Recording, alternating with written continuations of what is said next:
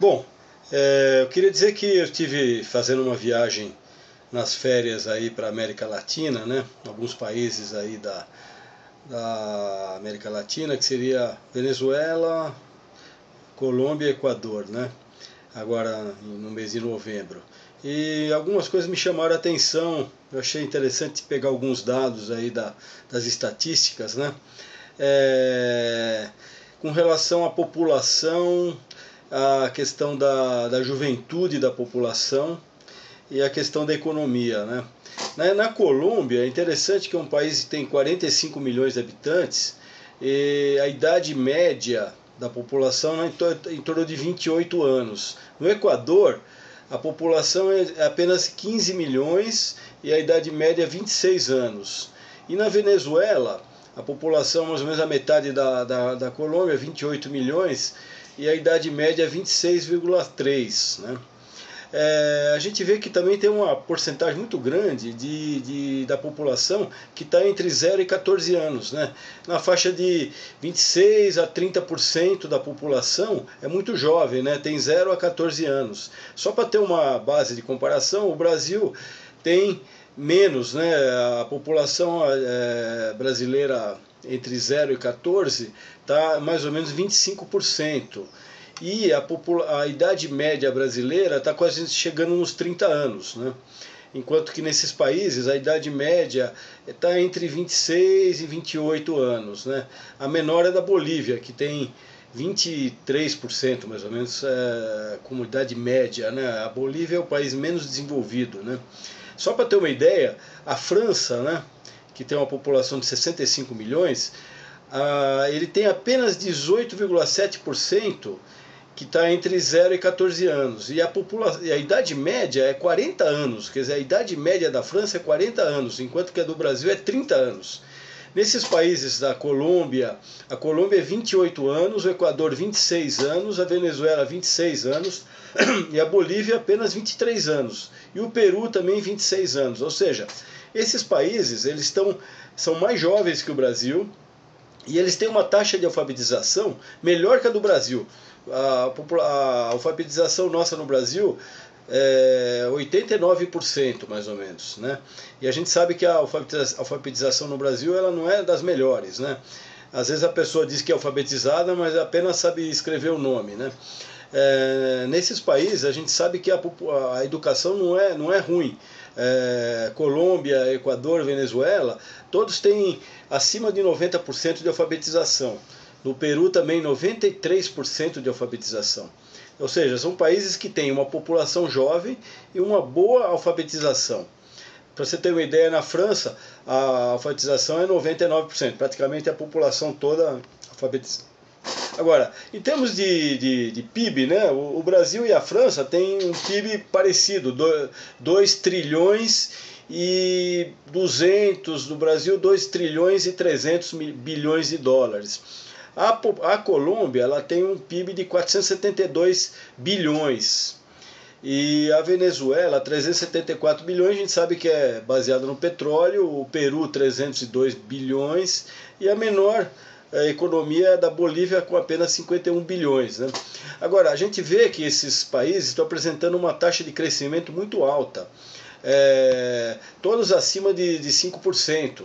Né? A Colômbia cresceu 5,9%, o Equador 7,8%, a Bolívia cresceu 5,2%, o Peru 6,9%. Né? E aqui o Brasil cresceu em 2011 2,7%. Pra você ter uma ideia, a França ela cresceu apenas 1,7%. Então a gente vê que o crescimento está se dando nesses países da periferia, né? E a gente, foi até interessante, eu estava no shopping center lá em Guayaquil, no Equador, né? E eu estava lendo um livro sobre esses salvadores da pátria da América Latina, né? E um dos salvadores é o famoso El Che Guevara, aquele argentino que se tornou um mito lá na Revolução Cubana, depois tentou fazer revolução no Congo, tentou fazer revolução na Bolívia e obviamente se deu mal. E eu estava nesse shopping center em Guayaquil, né? Tava vendo a galera lá no shopping center, tudo feliz e contente, comprando tênis, comprando celular, indo comer sanduíche no McDonald's, comendo frango aqui, comendo ali, cinema, Cinemark e tal. tudo igualzinho tem no shopping brasileiro. E aquela população não era ninguém rico milionário, era o povão mesmo. Povão mesmo adorando ser consumidor, né? Que é exatamente aquilo que o Che Guevara não queria, né? O Che Guevara queria fazer uma revolução para criar uma nova sociedade, uma sociedade onde o consumo, não houvesse essa obsessão pelo consumo, né? Que os homens seriam solidários, etc, etc, haveria igualdade, e ele lutou e quis impor assim, não, essa revolução. E é interessante que o Che Guevara e esses revolucionários, eles são pessoas da classe média, né? O Che Guevara era um cara da classe média argentina, né? Inclusive ele não era pobre, né? Ele até foi um atleta que fez medicina, né? E jogava rugby, né? Que é um esporte de elite na Argentina, né?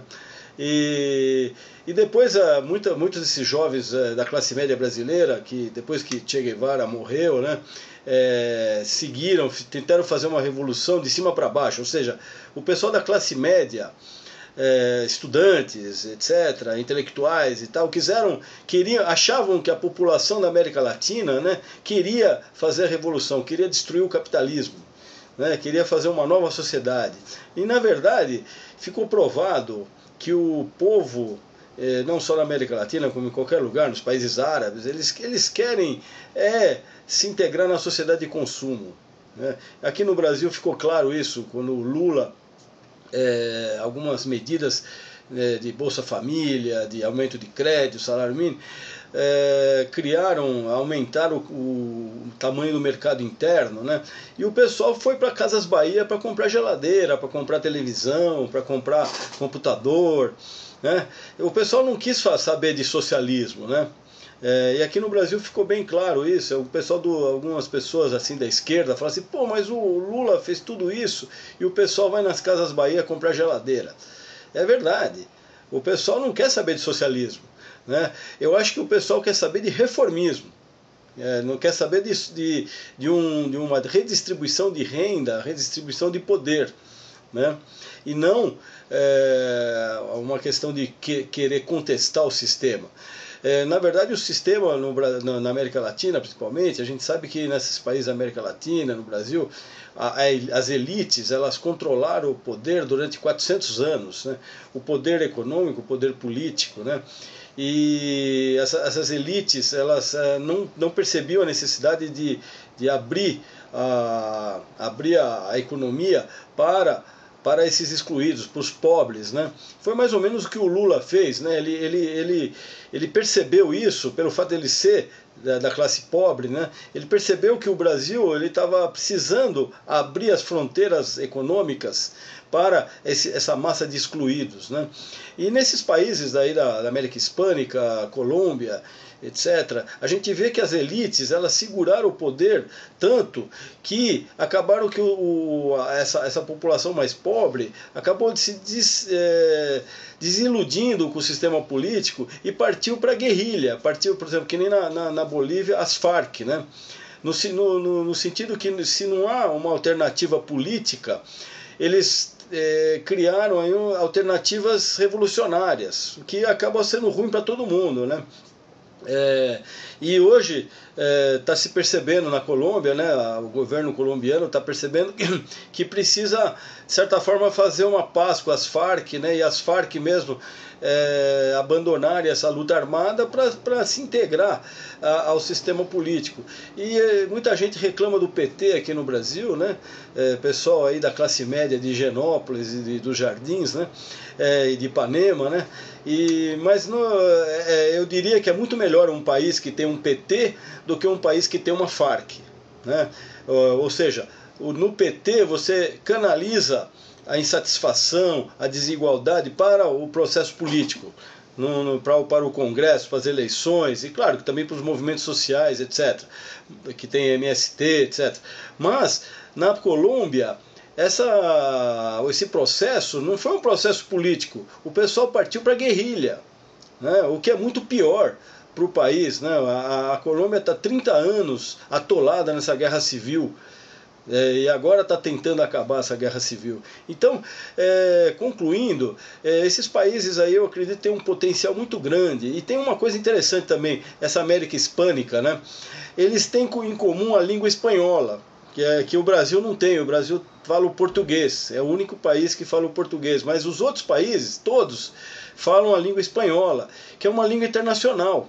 Você pode ir para a Colômbia, para o Peru, para a Bolívia, para a Argentina, etc., para o Equador, e fala sempre o espanhol, com algum sotaque e tal, mas fala o espanhol. E nos Estados Unidos, a língua espanhola está virando a segunda língua, já é a segunda língua, né?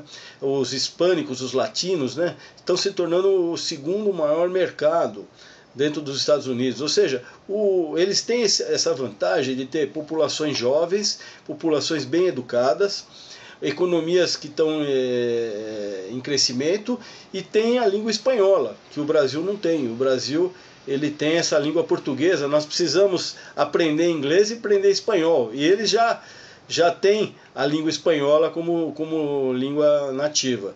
Então eu sou muito otimista com esses países, a Colômbia, Equador, e claro que a Venezuela tem esse problema do Chávez e tal, mas também tem um potencial muito grande pela riqueza de petróleo que tem.